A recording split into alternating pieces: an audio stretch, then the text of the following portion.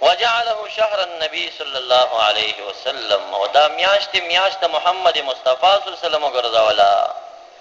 دې میاشت کې به نبی اکرم صلی الله علیه وسلم روژې ډېرې نه وي، دومره مسلسل به روژه شه چې بیبي عایشه صدیقه رضی الله عنها فرمایي کان رسول الله صلی الله علیه وسلم یصوم حتی نقول لا یفطر ویفطر حتی نقول لا یصوم.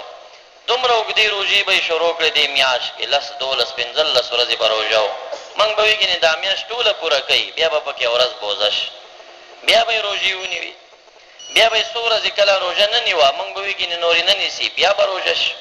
نو دې میاشت کې به یې ډېرې روژې نیوي. او بیبي عایشه رضی الله عنها دې میاشت کې روژې زیاتې نیوي. نو فرمایي چې وکان احب صیامه فی شعبان، نبی اکرم صلی الله علیه وسلم ته محبوب روژې دا روژې د شعبان وي. فقلت یا رسول الله ما لی اراک صیامک فی شعبان، څه چل دی چې تا ګورم په دې شعبان کې ډېرې روژې نیسې.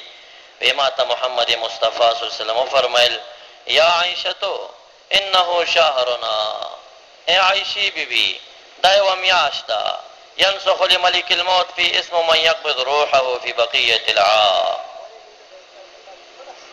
ملک الموت ته په دې را روان کال کې چې کم خلق وفات کیږي نه الیسته ملک الموت ته په دې شپه میلاویږي. دا را روان د نهې د سې شنبې شپه، دا د پنځلسې شپه جوړیږي. غالبه دا ده چې دا جوړه شي.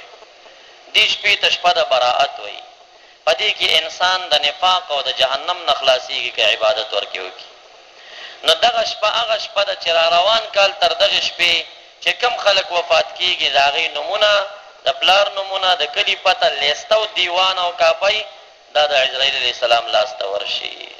سړی خو ښه خوشحاله وي که نه، ښه پردي واده کې ګډېږي، خو هغه به د عزراییل علیه السلام په دیوان کې د مقبوض نه ګرځېدلی چې دا به دې کال کې وفات کیږي. فانا احب الله ينسخ اسمي الا وانا صائم. اے عائشې بیبي زه دا روژه ځکه زیاته دې میاشت کې نیسمه، زما دا خوښه ده چې زما نوم لیکل کیږي، عزراییل علیه السلام ته سپارل کیږي چې دی به هم دې کال کې وفات کیږي، او چې زما نوم سره دام لیکل شوي چې هغه روژهدار انسان چې روژه دی محمد صلی الله علیه وسلم دغه روژهدار هم دې کال کې وفات کوي او ساتې واخلي. وایي چې زما د نوم سره روژهدار لیکل شوي، په دې ډېر خوشحال. محبوب به روژه ډېره خوښوله. د پیر د ورځې او د زیارت د ورځې روژه باندې به یې صحابه کرامو ته امر کوي، خپله به یې هم ډېره کوه. علل یې دوه ښودلي دي چې یو علت کې د پیر او د زیارت روژه شریکه ده، او په یو علت کې مختصه ده تر پیره پورې. یو وجه دا وایي فیه ولدت،